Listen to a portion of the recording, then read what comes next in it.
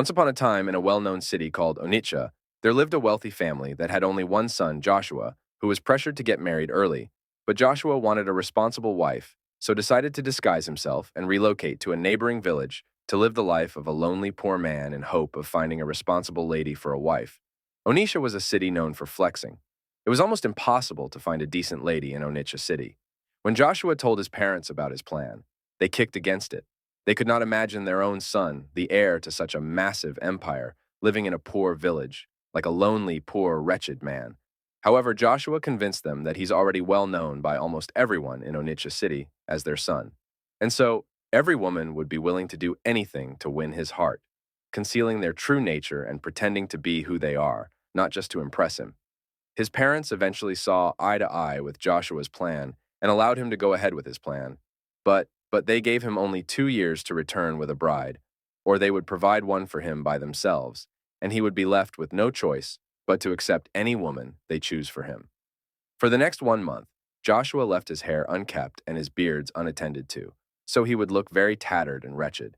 After that, he went to the market and got some cheap clothes. He started his journey to the nearest village he could find. When Joshua got to the bus stop, the driver asked him where he wanted to. Go. Joshua thought for a while and answered the driver.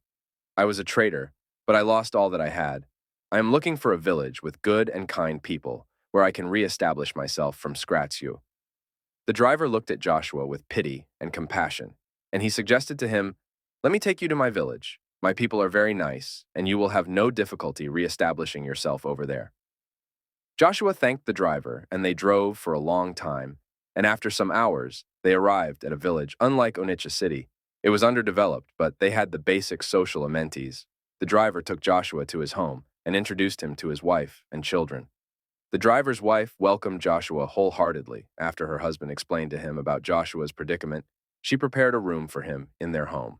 It was a very small and scanty but neat room. Joshua didn't complain the next day. Joshua began his mission of finding a responsible lady he could marry. Adapting to their way of life was difficult, but he was determined to see it through to the end. He started by finding a job and eventually got one. At the market square, he was given a wheelbarrow, and his job was to carry foodstuff for customers from their market to their homes. Joshua was well-built, so the job wasn't too difficult for him. Most of the people he offered his services to were rude and unkind to him. They disrespected and talked down on him.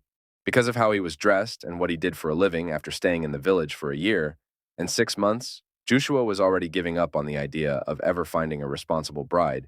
He made up his mind to accept whoever his parents were going to provide for him because he was already 2 years. He discussed with the driver and told him that he wished, but all the ladies he has met in the past 18 months were all rude and harsh towards him. However, the driver urged him not to give up, yet instead, he suggested that Joshua go to a different market other than the one he has been frequenting since he came to the village perhaps. He would meet new people as some villagers prefer, the other markets, but he warned Joshua that wheelbarrow pushers didn't earn a lot of money there. 1 week after Joshua started frequenting the suggesting market, he saw 2 ladies in the market while he was scouting around for customers. They had just finished buying quite a lot, so he ran to them, offering to help them carry their purchase. Their names were Sandra and Rose. Sandra they obliged, but while Rose was rude to Joshua, Sandra was kind towards him as he carried their purchase on his wheelbarrow to their house. Rose warned him severally to ensure that none of their product dropped on the floor, while Sandra urged him to be careful that the road was not smooth when they got to their house. Rose went inside the house and instructed Sandra to pack the items inside the store. Joshua offered to help her with the tax. When he was done, he asked her, "Why is your sister rude to you? Why did she leave all the work for you? She's my stepsister, and she's older. Then I guess, is my responsibility to do whatever she instructs." They talked a little bit more before she called on Rose, her elder sister, to pay Joshua. Rose came and threw the money on the floor for Joshua to pick it like a beggar. Then she went back inside. Sandra apologized for her sister's rudeness and thanked Joshua for helping her with the tax from the last conversation. Joshua had with Sandra, he got to know that Sandra was an orphan. Her mother died many years ago, and her father took in another wife who was already Rose's mother a few years later. Her father also died, leaving her at the mercy of her stepmother, Helene. Sandra was being maltreated and ordered around like a slave. She did all the washing, cooking, and cleaning of the house. She had nowhere else to go, so she had to endure. Although Rose was more beautiful than Sandra, Joshua had already fallen deeply in love with Sandra's personality. The next day, Joshua asked the driver's wife about Sandra. The village was a small one, and everyone knew each other. The driver's wife told Joshua that Sandra was a very nice and humble lady, and almost everyone in the village loved and admired her. Joshua then asked her if she's loved and admired by everyone. Why isn't she married yet? Sandra had many suitors, my dear, but Helen, her stepmother, is very wicked. When a wealthy man comes for Sandra's hand in marriage, Helen will insist that the man should marry her daughter, Rose. Instead, Helen would go ahead to say all sort of bad things about Sandra, just to make the suitor reconsider his decision. Joshua felt very sad after hearing about Sandra and what she had been going through in the hands of her stepmother. He made up his mind that he would marry her the next day. Joshua took his wheelbarrow to the market in anticipation of Sandra. He didn't see her for the next few days until a week later. He was fortunate to see her in the market all alone. He quickly ran to where she stood and placed the sack she held in his wheelbarrow. Sandra laughed. "It isn't too heavy. I can carry it myself. Besides, I don't have any money to pay you today." "Don't worry, I will serve you today for free," Joshua said. Joshua followed her until she bought everything she came to buy at the market, and then helped her to carry the goods home. But he didn't reach her compound. He stopped a few miles to their compound so that her stepmother wouldn't query her for allowing Joshua help her. This continued on for 3 months. Whenever Sandra came to the market, she would spend more time because she was with Joshua. They both enjoyed each other's company. Her stepmother noticed that Sandra always spent more time in the market over the months and asked Rose to monitor her on that particular day. That Rose was asked to monitor Sandra. Sandra and Joshua spent some time with each other talking and laughing after she had finished buying what she came to buy at the market. On their way home, Joshua told Sandra that he had fallen in love with her and would like to marry her. Sandra was shocked at the statement. "But you don't know me," she protested. "I know you are kind and generous, Sandra, and I want you in my life. Please say you would marry me. You're equally a hard-working and benevolent man, but I'm afraid my stepmother wouldn't make it easy for you. Don't worry about her. If you feel the same way I do, I will take care of the rest." Sandra didn't understand what Joshua meant by he would take care of the rest, but she accepted to marry him in joy. Joshua lifted her up and held her in a tight embrace unknown to them. Rose was looking at them from afar. Rose quickly caught up to them and laughed at the both of them. "Ha ha ha ha. Slave falling in love with a beggar. What a perfect couple. I think you suit each other just fine. Don't worry, my mom would hear about this." Then she walked away, leaving Sandra and Jusha shocked. Joshua urged Sandra not to worry, but this time he followed her home to meet her stepmother. When they arrived, Helen was already waiting for Sandra at the door. Immediately, Sandra showed up. She gave her a date slap and asked her to kneel down under the sun. Joshua felt deeply sad out of anger. He told Helen that he loved Sandra and would like to marry her. Helen laughed heartily at his statements and looked at him from head to toe. "You wretched poor fool. Can you afford to take care of yourself, yet alone? Taking care of this thing called Sandra. I believe we can manage, Ma. What would it take to have us as my wife?" "Please? Well, if you love her so much, I would have given her to you for free, because she's useless to me. But tradition demands that you provide some items. Then give me a list, and I will have the items ready in a week's time. If that's all it takes." Helen was insulted by Joshua's air of arrogance. She went inside the house and wrote down a list of expensive items. Out of anger, she returned and threw the list at him. But the wind blew the paper on which the things were written to where Sandra knelt down.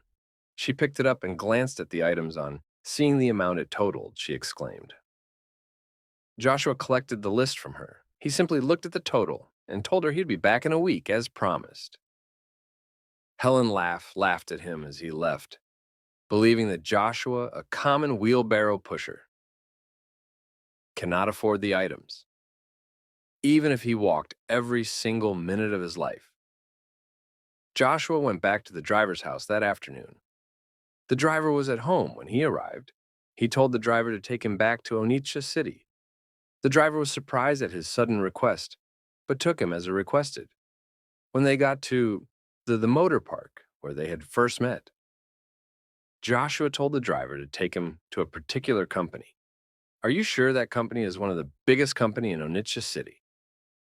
Most people are denied access. Talk more of a struggling man. Like you, don't worry. Just take me there, and I'll pay you." The driver did as Joshua instructed and took him to the company he requested. And immediately the guards outside saw Joshua. They quickly raced towards him and collected the bag he was holding. The driver was astonished at their reaction. Joshua asked the guards to pay the driver, and they gave him a bundle of new notes, exceedingly above the price he had mentioned, and agreed with Joshua. Joshua thanked the driver and entered the company after promising to reach out to him later.